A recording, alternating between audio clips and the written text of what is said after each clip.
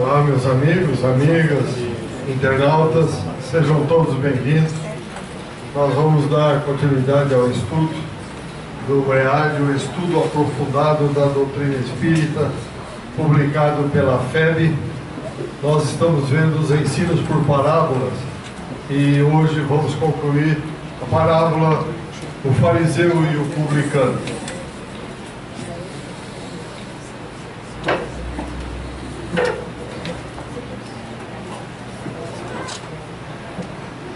Bom, como sempre eu gosto de repetir, uma homenagem ao nosso mestre, modelo e guia, que um dia se dignou sair do mais alto da espiritualidade, e como diz o doutor Inácio, depois de 4.000 anos ele conseguiu entrar num corpo como o nosso. Daí veio, ensinou, exemplificou, deixou o Evangelho, e nós ainda estamos fazendo de conta que tudo isso ainda é brincadeira. Mas vamos sentir a realidade disso quando nós retornarmos para o mundo espiritual. Ainda é tempo. Todos estão sendo chamados para dar o que tem de bom no coração. É um momento, meus amigos e amigas. Então vou relembrar o texto evangélico da parábola. E disse também esta parábola a uns que confiavam em si mesmos, crendo que eram justos e desprezavam os outros. 2 homens subiram ao templo a orar, um fariseu e o outro publicano. O fariseu, estando em pé, orava consigo mesmo desta maneira: ó Deus, graças te dou, porque não sou como os demais homens, roubadores, injustos, adúlteros, nem ainda como este publicano. Olha só, nem como este publicano. Jejuo 2 vezes na semana e dou dízimos de tudo quanto possuo. O publicano, porém, estando em pé, de longe, ali, recolhido em si próprio, nem ainda queria levantar os olhos ao céu, mas batia no peito e dizia, com os olhos fechados: ó Deus, tem misericórdia de mim, sou um pecador. Digo-vos, disse Jesus, o publicano desceu justificado para a sua casa, e não o fariseu. Porque qualquer que a si mesmo se exalta, será humilhado, e qualquer que a si mesmo se humilha, será exaltado. Meu reino não é deste mundo, disse o Cristo. Lucas capítulo 18, versículos 9 a 14. Então, em linhas gerais, só relembrando o que nós já vimos do encontro anterior, o que esta parábola coloca em evidência, o que é? São os malefícios do orgulho, mais o que? Os benefícios da humildade e a maneira correta de orar. Adianta muito eu ficar aqui, ó Deus, quero que todos vejam que eu preciso orar. Olha, vocês estão vendo? Eu estou orando. Isso serve para alguma coisa? Para atender o meu orgulho. Essa prece, como eu brinco sempre, é um voo de uma galinha. Cai ali. Não passa daqui desta sala. Mas se nós agirmos e orarmos como o publicano, recolhendo dentro de nós mesmos, impulsionando o coração para valer, essa prece vai para o infinito, chega onde tem que chegar. Então, além disto, essa parábola faz também nos refletir que o processo evolutivo existente em nosso planeta segue um mecanismo básico inalterável. Ah, mas eu não concordo. Mas quem sou eu para não concordar? O Hugo não concorda, o Flávio não concorda e nenhum dos senhores concorda. Quem somos nós para não concordar com as colocações, as leis de Deus?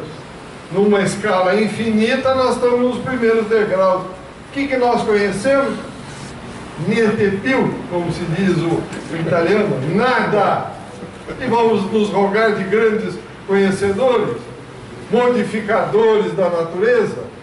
Aí eu me lembro de uma parábola não, de uma fábula da infância, um grande reformador da natureza. Ele ia passando numa jabuticabeira, mas Deus fez tudo errado. Como pode? Uma jabuticabeira dá uns frutos tão pequenininhos, uma árvore tão forte. Olhou do lado uma aboboreira e uma rama tão fraca, cada fruto tão grande. Eu inverteria. E ele, na imaginação, inverteu, sentou embaixo da jabuticabeira e dormiu. No sonho ele acordou com uma jabuticaba caindo no nariz. Imagine se fosse uma bola. Então ele concluiu, Deus sabe o que faz. Quem somos nós para alterar alguma coisa? Que mecanismo básico então é esse? O de autovalorização e autopreservação das nossas experiências, que via de regra nós não fazemos isso.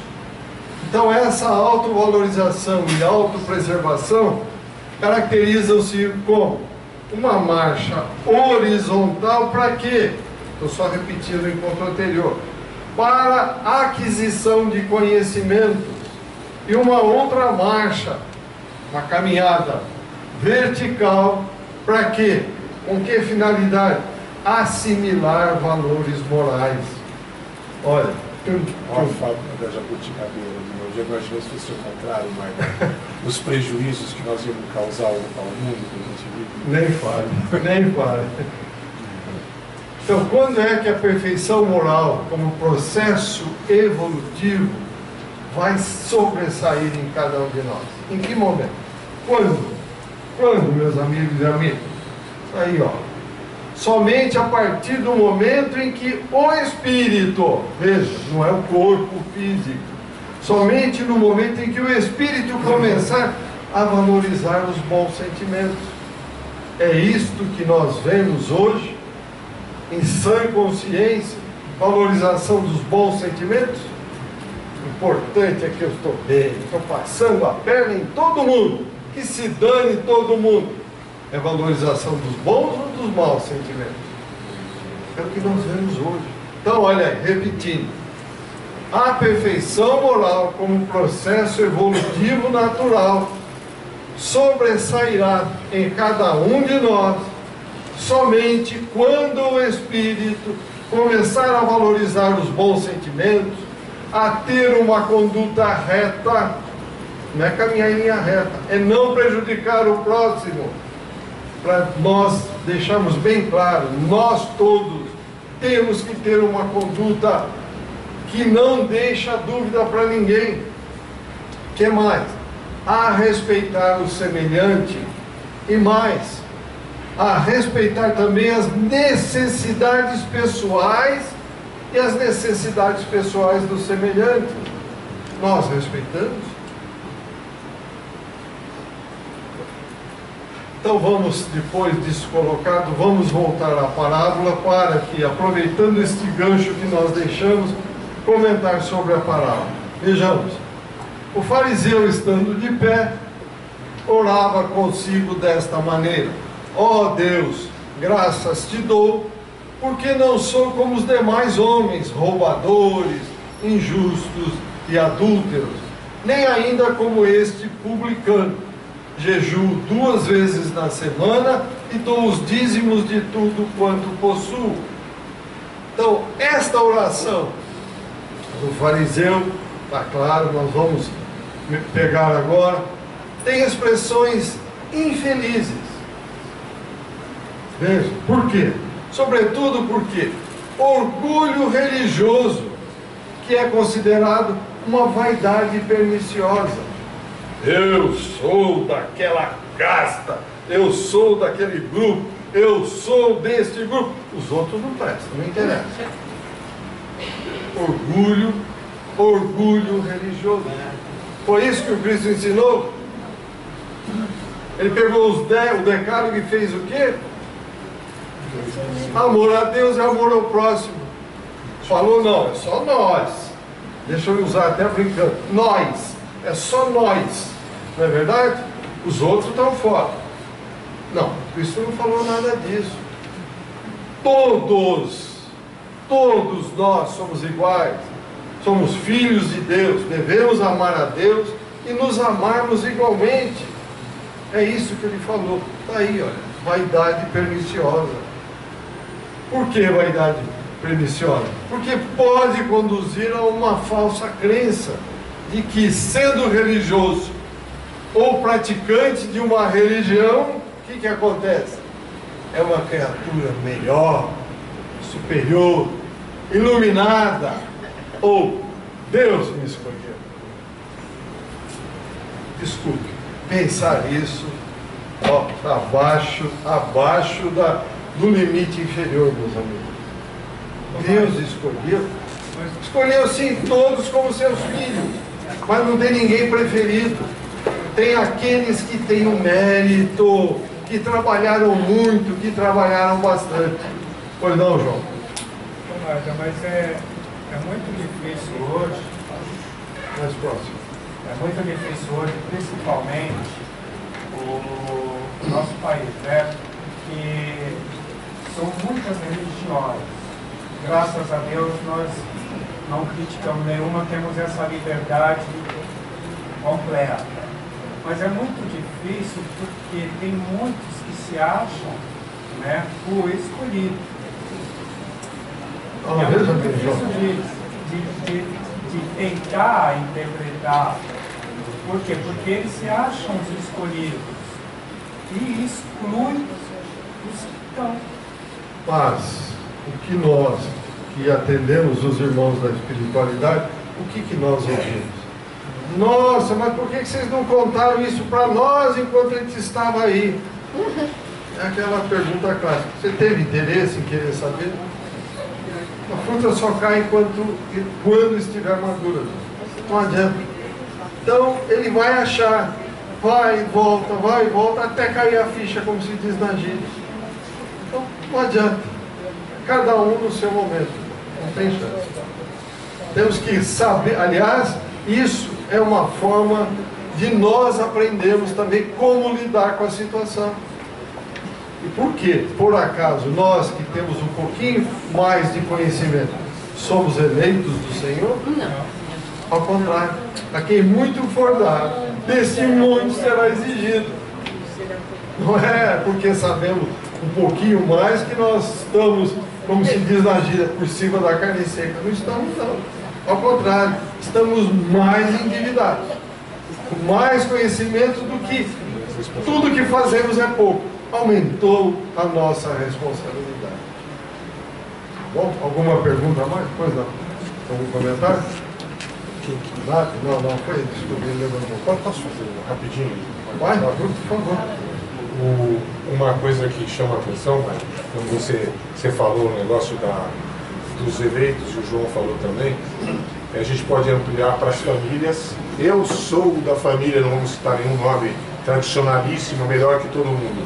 Eu sou do país ou da nação que domina o mundo. Eu sou, o que o João falou é interessante, é o egoísmo, é o exclusivismo. Eu sou, aí, a partir daí o seu discernimento acabou, você está errando, você está descendo.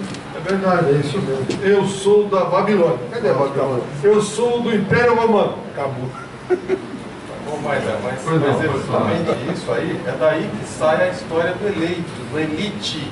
A elite é uma palavra francesa, que é eleito, e os nobres se achavam eleito de Deus. Então hoje, quando a gente, se alguém, você é da elite, não, eu não fui eleito, não tem cabimento isso aí. Realmente. A vaidade de alguns religiosos pode ser entendida como uma exacerbação do amor próprio. Aí, meus amigos, isso é muito comum acontecer. Confiantes de que Deus se sente honrado em tê-los como adeptos. Olha, a massa cinzenta está escondida entre meus dois dedos. Achar isso aqui, confiante de que Deus se sente honrado por tê-lo como adeptos daquela religião. É pensar muito pequeno, não é, meus amigos?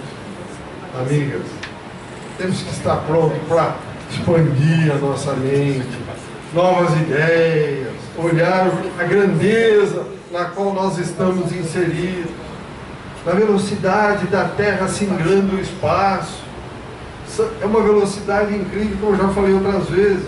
Bastaria uma tossidinha da Terra, pronto, viraríamos pó, pela tangência inercial, meus amigos. Viraria tudo pó. E nós estamos achando que está tudo na nossa mão. Na nossa mão aqui não tem nada. Nada, a não ser a responsabilidade moral que nós temos. Nem os bens que estão na nossa mão são nossos. Estão sob nossa responsabilidade para a administração. E como fiel guardador disso tudo, teremos que prestar conta. Não é verdade? Mas é só para ilustrar, Pois não. se a Lua se afastar da órbita natural 1 centímetro, vai ter maremoto. 1 centímetro da órbita natural que ela faz da Terra. Já muda tudo. É impressionante, é isso mesmo. Somos nós, né? Somos nós que regulamos tudo, montamos tudo, somos donos de tudo. É pensar pequeno, gente. Nós não podemos pensar assim. É pensar no chão. Não, nós não somos daqui.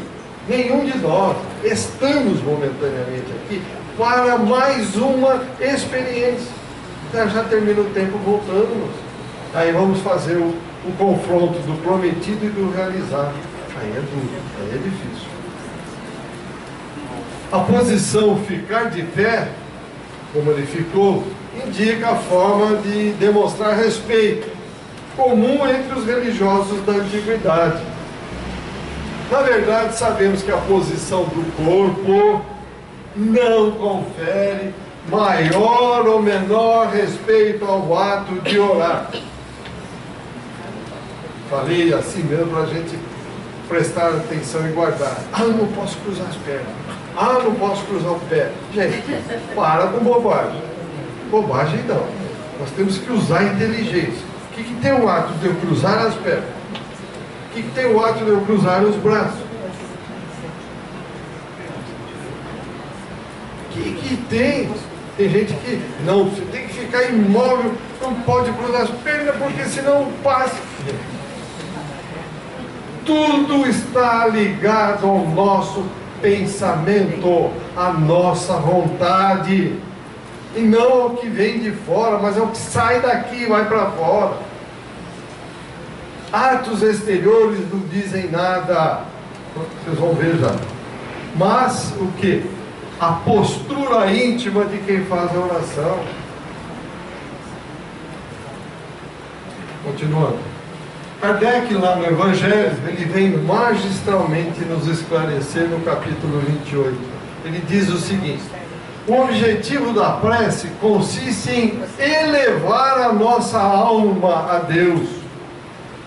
Mas a diversidade das fórmulas de orar, aí, gente, capítulo 28 do Evangelho, a diversidade das fórmulas de orar, nenhuma diferença deve criar entre aqueles que creem em Deus, muito menos o que? Entre os adeptos do Espiritismo, porque Deus aceita todas elas, desde que sejam sinceras. Aí, Kardec, Evangelho segundo o Espiritismo, capítulo 28.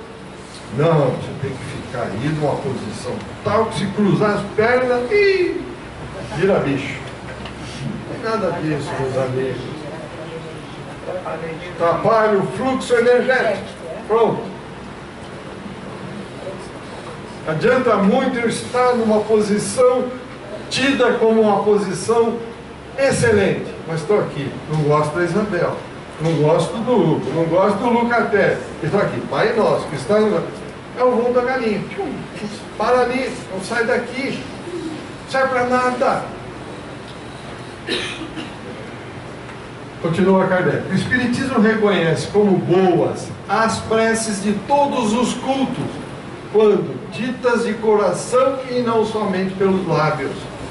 É claro, aí ó.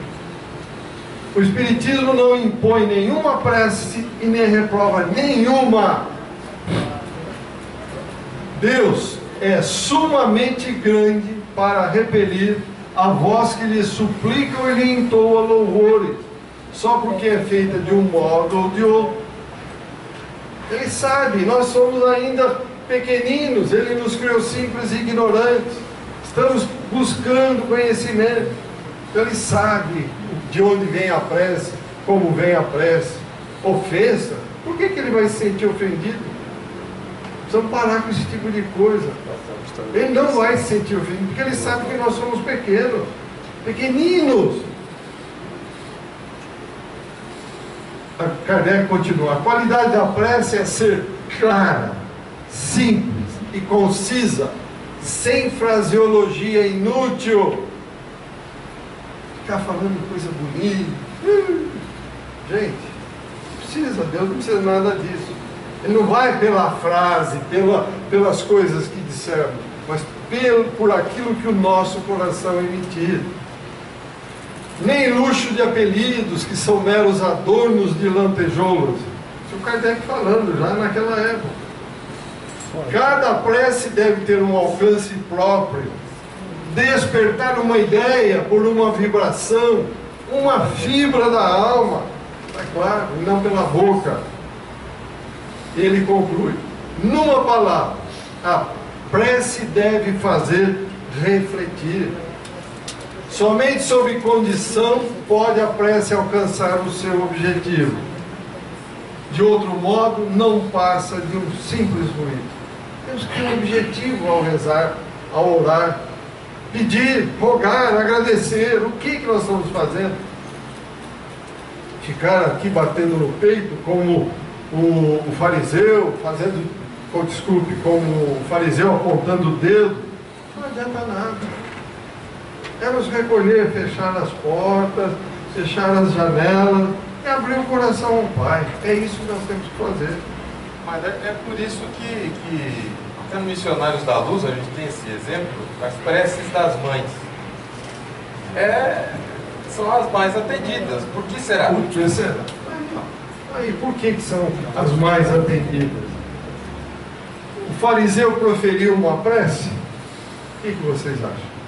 Tudo que nós falamos. Ele acha que ele se bloqueou, né? Aproveitar. Ele até se bloqueou, Marta, porque ele está colocando tantos obstáculos. E como é que ele vai receber inspiração e auxílio daquela maneira? Aí, ó. Não. Ele não fez uma prece, mas uma vaidosa autonomação. Olha o voo da galinha. Parou ali. Serviu para alguma coisa?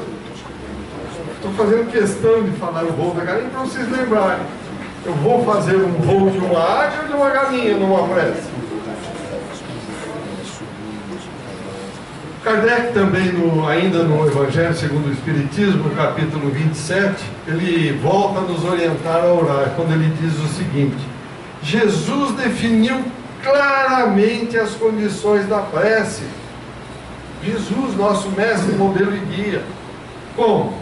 Quando orardes, diz ele, não vos ponhais em evidência, antes orar em secreto.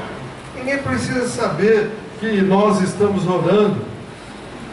Não afeteis orar muito, palavras do Cristo, pois não é pela multiplicidade das palavras que sereis escutados, mas pela sinceridade delas. Tá certo? Me lembro quando era garoto, eu seguia a Igreja Católica, a gente ia confessar com o padre e mandava rezar 500 Ave Maria, 600, mais a gente falava Ave Maria 1, Ave Maria 2, Ave Maria 3. Era assim mesmo? Era assim mesmo, acho que todos eram assim, né? E continua o Cristo: antes de orardes, se tiverdes qualquer coisa contra alguém, perdoai-lhe, visto que a prece não pode ser agradável a Deus, se não parte de um coração purificado de todo sentimento contrário à caridade. Como eu vou pedir, Pai, me perdoa, mas eu não perdoo o Hugo e nem a Isabel e nem o João e ninguém.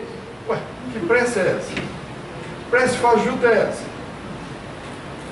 É verdade? Conclui então Kardec as palavras de Jesus.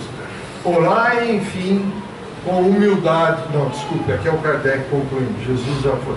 Orai, enfim, com humildade, como o publicano, e não com orgulho, como o fariseu.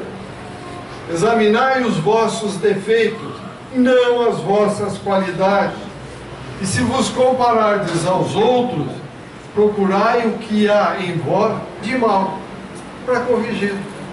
Porque o bem, nós não fazemos mais do que a obrigação em fazê-lo. Porque o bem é obra de Deus, o mal é obra nossa. Nós é que criamos. Então fazer o bem é uma constante, é uma necessidade. Então temos que procurar aquilo que estamos fazendo de errado, para corrigir o que estamos fazendo de errado.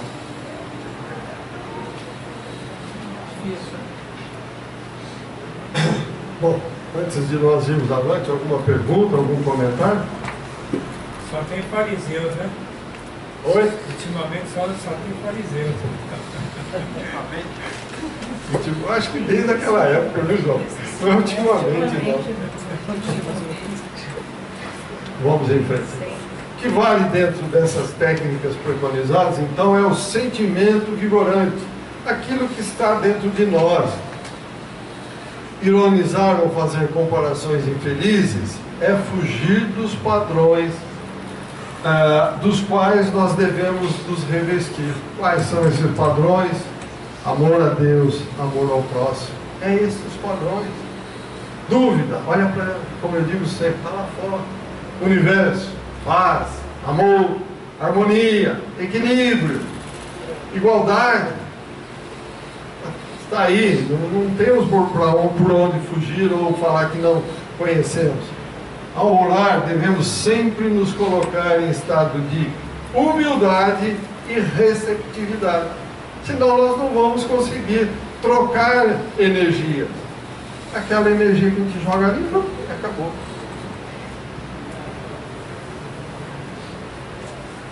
O que mais revela a personalidade orgulhosa e vaidosa do fariseu? O que mais revela? Isso aí. Preconceitos e discriminação ao se comparar ao publicano. Eu não sou como esses homens, roubadores, adúlteros. Só que lá, por trás, faz tudo isso. Eu não sou na frente, mas por trás faz tudo isso. Ou não é assim que nós agimos, meus amigos e amigas? Continuamos. Trata-se de um religioso distanciado do seu papel de orientador espiritual. E desse tipo nós estamos repletos na atualidade. Não é verdade? Um orientador espiritual que está fora do seu posicionamento e não orienta nada. Uma coisa interessante. Pois não. Se nós analisarmos essa questão da orientação espiritual, vamos pegar o Gamaliel, que foi mentor do Paulo no farisaísmo e posteriormente mentor do Paulo no cristianismo. Ou seja, mesmo no farisaísmo ele já havia percebido que tinha coisa errada, mas ele orientava dentro das diretrizes morais da religião. E depois ele veio e orientou o Paulo de novo. Isso mesmo. Tem as exceções. E esse Gamaliel é uma delas, né? O próprio Paulo, fariseu. Assimilou bem a lição. Continuando. Leon Denis, no livro Depois da Morte, na parte 5ª, no capítulo 45, ele traz mais esclarecimento. Ele diz o seguinte: de todos os males, o orgulho é o mais temível. Por que é o mais temível? Pois deixa em sua passagem o germe de quase todos os vícios. Isso é Leon Denis falando, a época de Kardec. Desde que penetra as almas como se fossem umas praças conquistadas. Isso é meu, acabou. A partir daqui quem manda sou eu. O orgulho de tudo ele se assenhoreia, toma conta de tudo. Instala-se à vontade e fortifica-se até se tornar inexpugnável. Eu fazer caridade, eu doar alguma coisa, eu ajudar, que se dane, eu fiz, eu corri, eu tive, se dane, não quero nem saber. Aqui, ó, tornar inexpugnável. Eu sou o eleito, eu sou diferente, eu posso, vocês que se dane. Pensará assim o orgulhoso. Então vejam, precisam tomar um cuidado muito grande. Continua Leon Denis. Ai de quem se deixou apanhar pelo orgulho, não poderá libertar-se desse tirano, senão a preço de terríveis lutas, depois de dolorosas provações. E mais, e também de muitas existências obscuras, depois de bastantes insultos e humilhações. Ok? Por quê? Porque nisso somente é que está o remédio eficaz para os males que o orgulho engendra. Tem jeito. Me lembro de uma história que eu já contei para vocês, o Chico, aquela senhora que queria eliminar um dos defeitos. Qual que era? Ciúme, lembra? Ela veio depois da 11ª reencarnação, em que ela aceitou cinco reencarnados, todos com problemas de grande profundidade, deficiências terríveis, além de ser largada pelo marido. Quando ela desencarnou, aí ela percebeu que tinha eliminado o ciúme. O ciúme. Agora imagine o orgulho, que é a origem de todos os males. Imagine. Aí, ó, o Leon Denis colocou muito bem essa definição sobre o egoísmo também. Faz parte. O egoísmo vem, está tudo junto, caminha de mão dada, um com o outro. Percebemos que esta postura do fariseu transmite a todos nós uma significativa lição, não foi? Não é verdade? Então vamos ver as lições. Devemos ter cuidado para não nos julgarmos melhores, apenas porque ocupamos posição de destaque no meio social ou profissional. Ninguém é. Guardemos isso. Cada um de nós que ocupa uma posição no meio social ou profissional está. Ninguém é. Guardemos isso. Porque quantos presidentes, quantos gerentes, quantos isso, quantos aquilo, cadê? Foram embora, acabou. Estamos, e no momento em que estamos, temos que mostrar o melhor que nós podemos fazer. Segunda lição: o que diferencia uma pessoa da outra são as qualidades do seu espírito. Terceiro, vejamos, não é terceira porque vem uma posição desse Rodolfo Caligari no livro Parábolas Evangélicas, em que ele vai agora descrever com profundidade esses dois itens. Repetindo, cuidado para não nos julgarmos melhores e vamos desenvolver as qualidades do Espírito. Então vamos ver o que ele diz. Aos olhos de Deus, não basta que nos abstenhamos do mal e nos mostremos rigorosos no cumprimento de determinadas regrazinhas do bom comportamento social. Continua ele. Acima disso, é-nos necessário reconhecer que somos irmãos, todos, e não podemos nos julgar superiores a nossos semelhantes. Por que não podemos nos julgar semelhantes? Vamos nos lembrar da nossa escada que temos que percorrer. Quantos degraus nós já percorremos? 2, 3, numa escala infinita, numa escada que não temos nem noção onde vai parar. Estamos achando que somos os melhores? Continuando. Por mais culpados e miseráveis que sejam esses irmãos, que pareçam esses irmãos, nós não temos condição de nos julgarmos melhor, nunca. porque se fôssemos melhores, nós não estaríamos aqui. Estaríamos num mundo muito mais evoluído, completamente diferente do que estamos vivenciando aqui agora. Nem tampouco desprezá-los, porque isso constitui sempre falta de caridade. Amor a Deus e amor ao próximo, Cristo bateu nesta tecla. Então vamos fazer algumas ponderações sobre a afirmativa do fariseu. Não sou como os demais homens, nem ainda como este publicano. A afirmativa, além de improcedente e infeliz, indica o desprezo que ele tinha pelos cobradores de impostos. Parece que algo parecido com o pessoal da Receita Federal hoje. Todo mundo não gosta de falar em Receita Federal.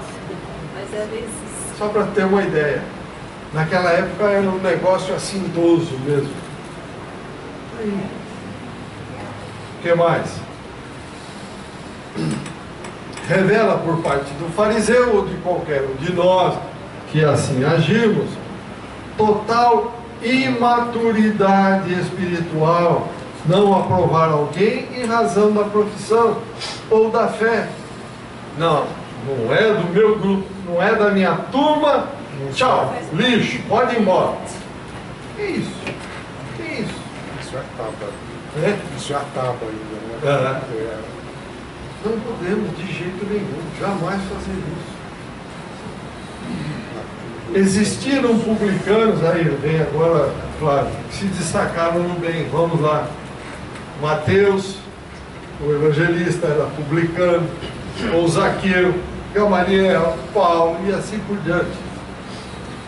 O fariseu, no seu monólogo com Deus, se vê também como pessoa justa quando afirma: jejuo 2 vezes na semana e dou os dízimos de tudo quanto possuo. Prepare-se. O que se depreende dessa afirmação? Um foco de interesse não era a difusão e vivência das palavras de Deus, mas a manifestação de culto exterior. O que serve eu fazer jejum 2 vezes por semana? Para que serve o jejum, meus amigos? Para limpeza do corpo, para eu passar fome, fazer alguma... Estão os médicos aí que podem me ajudar. Para ativar alguma função de algum órgão. Mas literalmente, para que serve o jejum em termos religiosos? Nós estamos falando não da horizontalidade, estamos falando da verticalidade, crescimento moral, lado espiritual. O que tem uma coisa a ver com o outro? Lembremos que as práticas da lei mosaica determinavam, a lei determinava o jejum e o pagamento de dízimo como regra de conduta dos fiéis. Para entrar para ser da nossa turma, do nosso grupo, você tem que pagar o dízimo e fazer jejum. Se você não fizer isso, você não é da nossa turma. Pois não, João? Ô, Norte, esse negócio de pagamento de dízimo também é muito contraditório. É muito contraditório. Ô, João, veja bem, uma coisa é você espontaneamente, como nós aqui, temos um lugar chamado Grupo Espírita Caibaixu. Para manter tudo isso aqui, a luz, manter a limpeza, manter a pintura, manter a água, e nós temos um conforto, nós temos que gastar dinheiro para que isso ocorra. Uma coisa é você ou cada um de nós chegar aqui e falar: olha, eu reconheço que tem isso, está aqui uma contribuição minha. Agora, outra coisa é, tudo que vocês ganharem, 10% todo mês vocês têm que pagar aqui. É bem diferente. Exatamente. É muito diferente. Fora a sacolinha, né, pai? Fora a sacolinha. É muito diferente. Tá certo? Agora, uma coisa é espontânea, a outra é obrigatória. E obrigatória é para quê? Para manter o quê? O quadro daqueles que se dizem os eleitos do Senhor para dirigir a turma, para dirigir o grupo. Lamentavelmente é isso. Mas é uma coisa muito doida, Marcos, que é o seguinte: Você sabe que esses dias, essa semana, eu fiquei até acordado um pouco mais tarde e fiquei vendo o Edir Macedo, tá? Aquela glória que ele fez lá no Brasil, aquele monumental. Mas eu não sei, porque a maioria das pessoas é inacreditável, porque você vê, eu cheguei lá, pobre, cheguei lá sem dinheiro nenhum. Agora eu tenho 3 carros, tenho uma empresa, sou dono não sei de que tem mais. João, é uma coisa doida. Eu diria o seguinte, enquanto existirem pessoas que simplesmente ficarem olhando para o chão, achando que é uma existência, aqui acabou, vai achar que Deus vai jogar um saco de dinheiro nas tuas mãos. E ele vai sendo iludido e acreditando nas ilusões. E aí ele vai e doa tudo que ele tem lá e acha que está fazendo bem. Um dia a ficha cai. Um dia a ficha cai. Vai cair a ficha. E aí ele vai pensar, puxa, mas como eu fui idiota de fazer tudo isso? Por simplesmente não pensar. Por simplesmente não querer pensar. E achar que Deus ia me jogar, repito, um saco de dinheiro aqui para resolver os meus problemas. Agora você diz, não, um vem falar isso, fala aquilo. Será que tudo é verdade? Tá bom? Pois não. Hoje, na hora do almoço, o assunto era isso, na minha rodinha de conversa.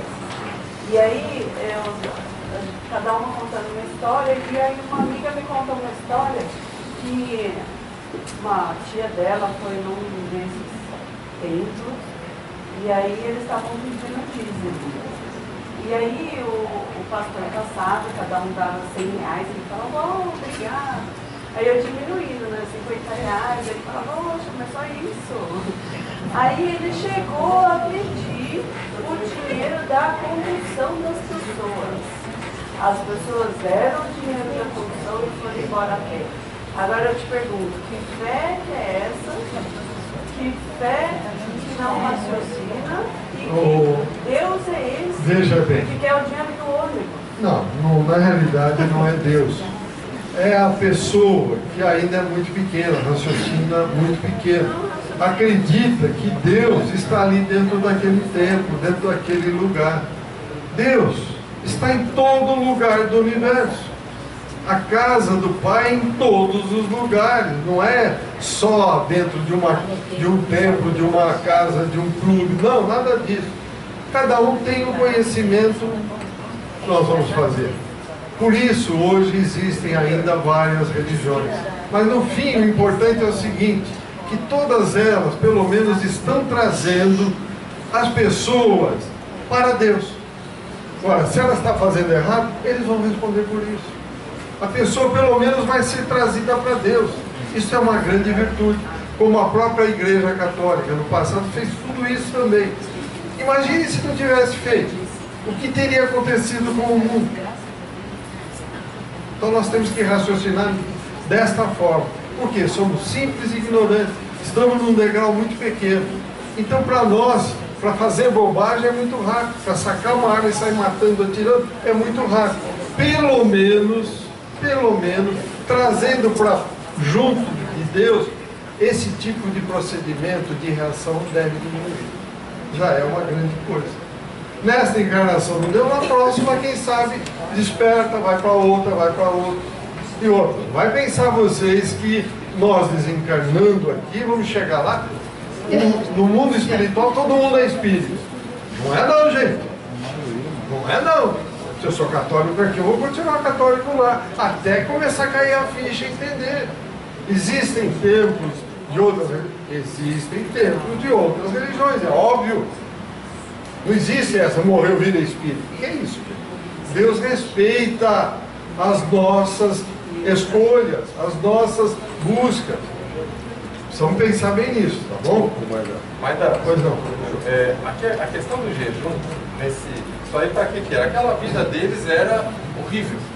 Então o jejum era para que eles lembrassem de dar valor àquilo que se conseguia, porque não era fácil, né? Então, primeira coisa.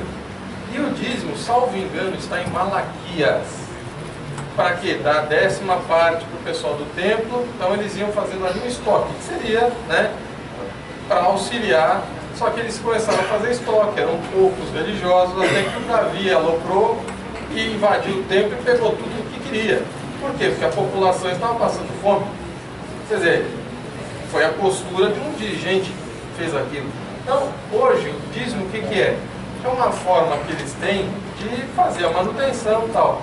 Só que a maneira como se exige, a troca, a vinculação disso com os benefícios que se tira, que Deus vai nos dar, é que é o grande problema. Então, na casa espírita, a gente sabe, né? O exemplo que tu deste.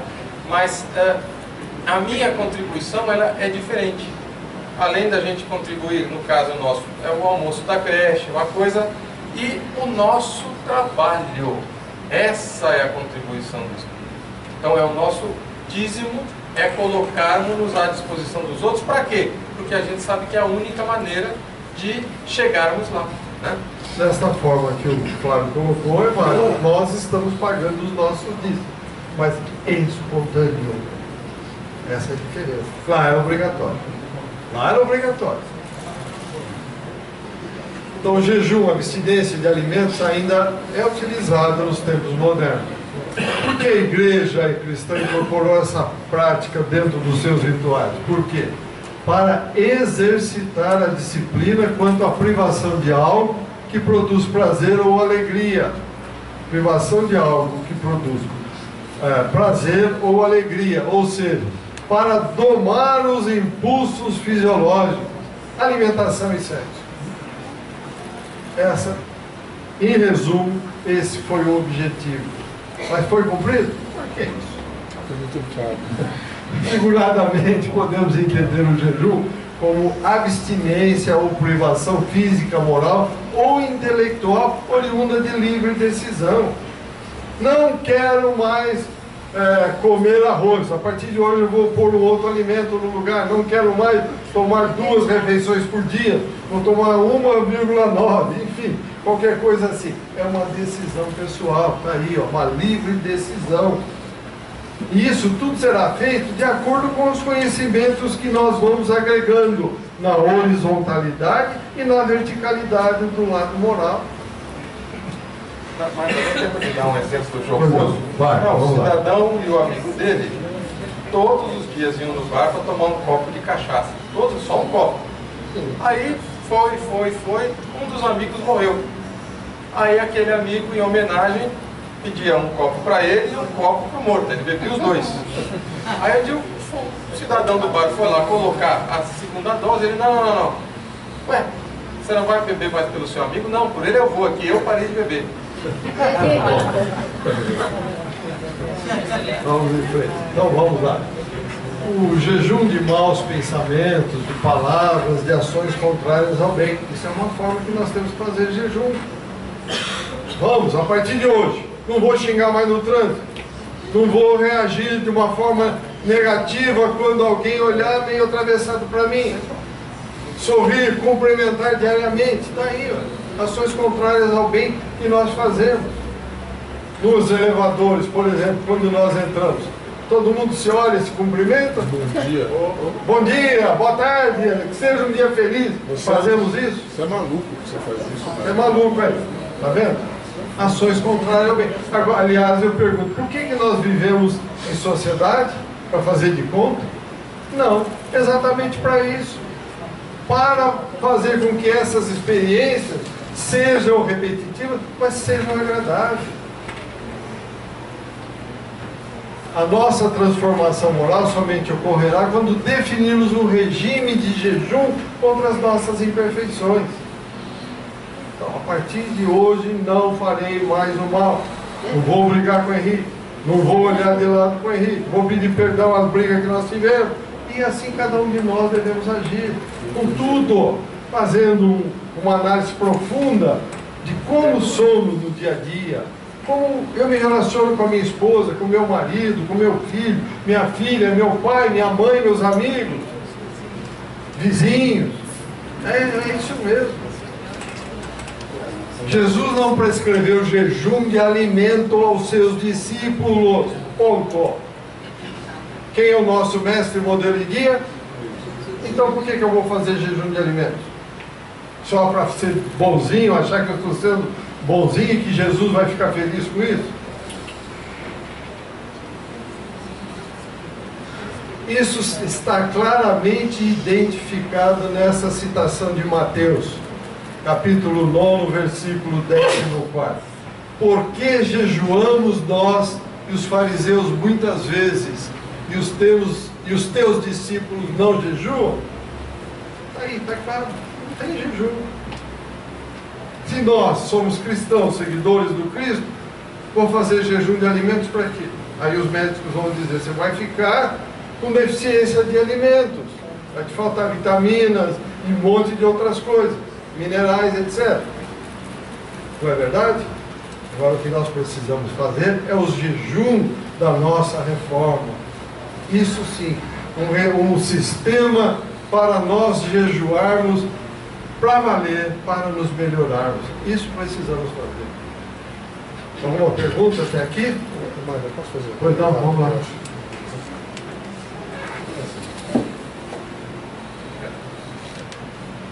Moeda, sabe uma coisa que é interessante? Você vê, mesmo para os materialistas, a gente tem tanta dificuldade com o assunto. Essa questão que você trouxe dos impostos, que já existia no tempo de Jesus, materialmente falando, no mundo que nós conhecemos, os impostos tinham uma destinação, que é para alimentar o todo, para servir ao Estado, o Estado que você não vê, muito bem. Nós temos dificuldade com isso até hoje. E esvaziaram o sentido moral. E tudo que vocês colocaram aí, vocês estão indo num sentido moral, que era o quê? Aprendendo a ceder um pouco do que você tinha, ou usufruindo menos, você pensar nos outros. Nós não conseguimos viver em sociedade, até hoje, sendo responsáveis com a questão dos impostos e dos tributos. Da mesma maneira como nós não conseguimos fazer isso. Então aquilo que era para ser uma coisa de criar, através de um ato exterior, introjetar em nós a responsabilidade sobre os outros, virou deturpado. Você paga o pedágio e aí você faz o que você quiser no resto, que você é perfeito, e não é assim. Não é. Mas por que acontece tudo isso em termos de impostos? Porque nós ainda não estamos prontos para isso, nós somos Flávio, não, desculpe, nós somos excessivamente egoístas. Eu. Você está tirando de mim, está tirando de mim. Caramba, nós não vivemos em sociedade. É para que um ajude o outro. Mas por esse egoísmo exacerbado, o que é que acontece? Quem ocupa os lugares, os cargos públicos para administrar isso, está agindo como se aquilo fosse um butim, como se aquilo fosse dele. E não, ele não está ali como um administrador da sociedade. Isso vai mudar um dia? Vai mudar um dia. Esses que são administradores vão passar por problemas terríveis. E nós, se pensarmos em agir desta forma, passaremos por problemas terríveis. Então, por isso estamos indo de provas e expiações para a regeneração. Um mundo novo. Vai mudar. Não que vai mudar materialmente. Vai mudar o homem que aqui está. Ele vai pensar no bem e não como ele pensa hoje. Só no orgulho, na vaidade, no egoísmo. Eu, e nunca no nós. Continuando então. O publicano, no último item do nosso encontro, o publicano, porém, estando de pé, de longe, nem ainda queria levantar os olhos ao céu, mas batia no peito, dizendo: ó Deus, tem misericórdia de mim, pecador. Digo-vos que este desceu justificado para a sua casa, e não o fariseu. Porque qualquer um que a si mesmo se exalta será humilhado, e qualquer que a si mesmo se humilha será exaltado. Então vamos lá. Então o que nós vamos perceber aí? Que o publicano mantinha-se numa posição de humildade, respeito, de longe, ao se dirigir em prece a Deus. Não precisava mostrar para ninguém que ele estava fazendo a prece. Emmanuel, como sempre, Vinha de Luz, capítulo 21, esclarece a respeito. É certo que todo trabalho sincero de adoração espiritual levanta-nos a alma e eleva os nossos sentimentos. A oração refrigera, alivia, exalta, esclarece, eleva, mas, sobretudo, afeiçoa o coração ao serviço divino. Então temos que estar ligado, haver um dupla mão, vai e vem. E não do jeito que orou o fariseu, voo da galinha, e acabou. Não serve para nada. Continuando. Não olvidemos, porém, de que os atos íntimos e profundos da fé são necessários e úteis a quem? A nós próprios.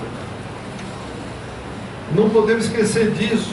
Na essência, não é o Senhor que necessita das nossas manifestações votivas. Vou rezar para Deus, Ele precisa. Ele não. Mas quem que precisa, diz Emmanuel? Somos nós mesmos que devemos aproveitar a sublime possibilidade da repetição, aprendendo com a sabedoria da vida. Quantas vezes já viemos aqui? Quantas vezes já oramos? Aprendemos a orar? Diz o doutor Inácio Ferreira, já estivemos aqui cerca de 10.000 reencarnações. Vejam só. Vejam só. Jesus aprova o comportamento do publicano e diz que esse voltou justificado para casa. Em que se baseou Jesus para aprovar o comportamento do publicano? Aí, ó, na atitude humilde que ele teve, no alto reconhecimento de pecador. Não, eu sou eleito. Não, humildemente, eu sou um pecador. Fatos que levaram o publicano a nem ousar levantar os olhos ao céu. Isso ajudou. E esse indivíduo aqui, Indalício Mendes, no livro Rumos Doutrinários, no capítulo Somente os Fortes são Humildes, ele diz o seguinte, eu vou correr para dar tempo. Humildade vem de humus, rente à terra. Muitos interpretam o vocábulo como sinônimo de baixeza, servilismo, falta de brio, ausência de dignidade, frouxidão. Você é humilde, você é um bobo, você é um frouxo.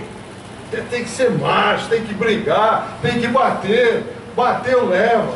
Não é assim que nós ouvimos a todo momento? Ou eu estou brincando com você? É isso que te ouve no dia a dia. E continua o Indalício. É óbvio que jamais Jesus desejaria que um cristão se tornasse sem dignidade. Jamais isso. E fosse capaz de rebaixar a sua condição humana, tornando-se servil.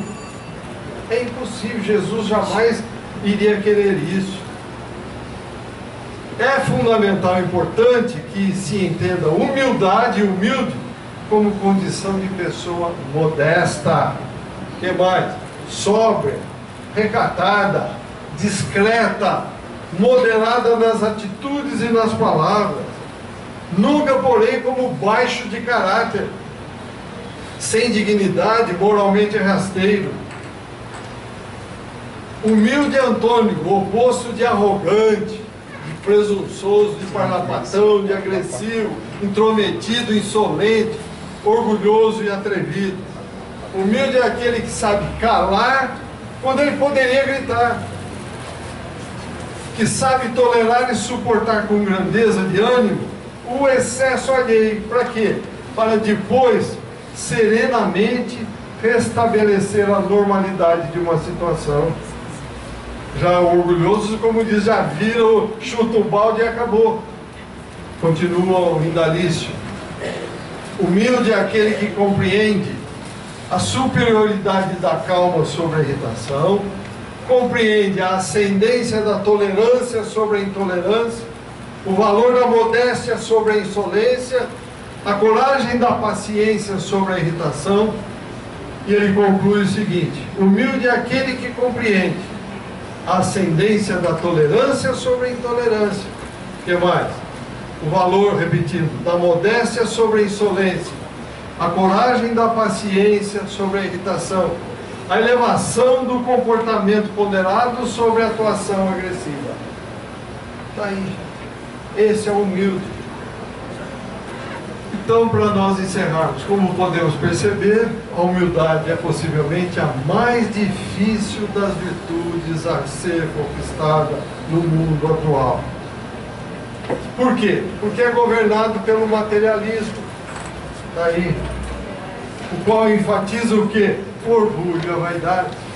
Meu carro, minha, meu. Você dá ralé, você não tem nada. Meu. É isso que o materialismo exacerba. Por isso, a humildade é um pouco difícil. Mas, ou vai pelo amor, ou vai pela dor. A humildade vai chegar. Vai chegar. Para nós concluirmos, então, eu iria ler outras conclusões, eu vou só ler mais essa daqui, ó.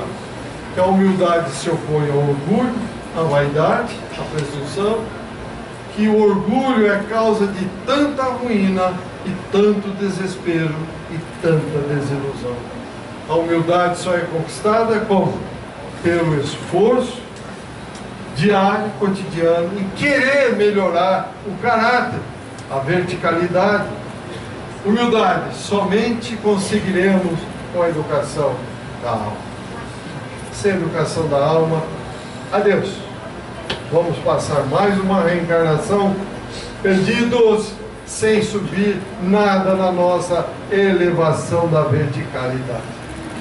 Alguma pergunta, algum comentário? Então, muito obrigado a todos, obrigado aos internautas e até o próximo encontro. Só um minutinho, dá 2 avisos, por favor. Primeiro, verificar se os celulares estão desligados ou no silencioso. O segundo, voltamos à campanha do leite em pó. A dona Diva pediu, quem puder doar leite em pó, não precisa ser Ninho, Glória, nenhuma das marcas número 1. Desde que seja integral, aceitamos todos, tá bom? Vamos trabalhar. Obrigado.